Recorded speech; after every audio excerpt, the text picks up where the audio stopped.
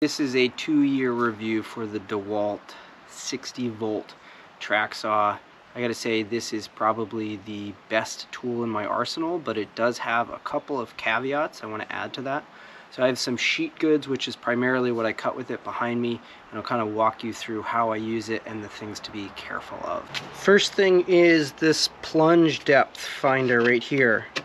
If you're using it with a track, and it is designed to be used with the track, you need to set this a 1/4 inch deeper than it says. So if I'm cutting 1/2 inch stock, which I'm gonna go do right now, I'm gonna set it to 3/4 of an inch to make sure I actually cut through that. So that's the first thing to be aware of. I'll show you a couple of the features here. This can tilt, which is pretty cool. You have to release it in both the front as well as the back for this to be able to tilt, and then you can see this whole mechanism tilts. It is fantastic for that. You can see the back here, there is a vacuum port, the Centec vacuum hose system for this.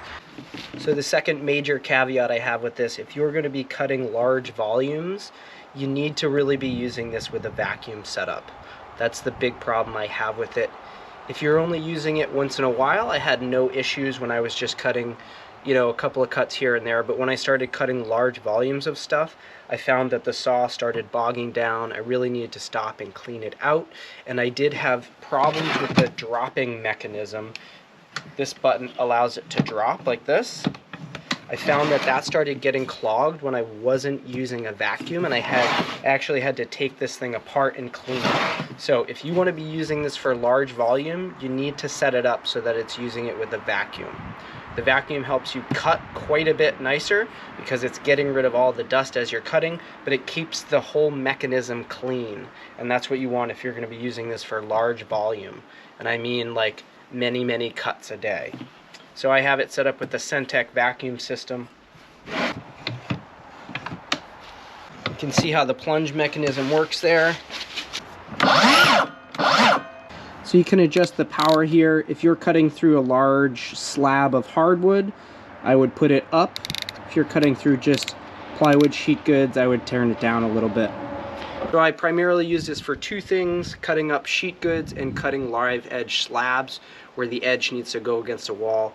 This thing works great. I've cut up to 2.5 inches of walnut with this, and it did not bog down at all with the 60-volt. I have actually had issues using a corded track saw. This thing seems to have a little bit more power. Don't quote me on that, but I've had no issues with power. I found the easiest way to cut up sheet goods is to just do it right on the ground with a piece of rigid insulation underneath, and you just cut right on top of that and you make a small cut into the insulation.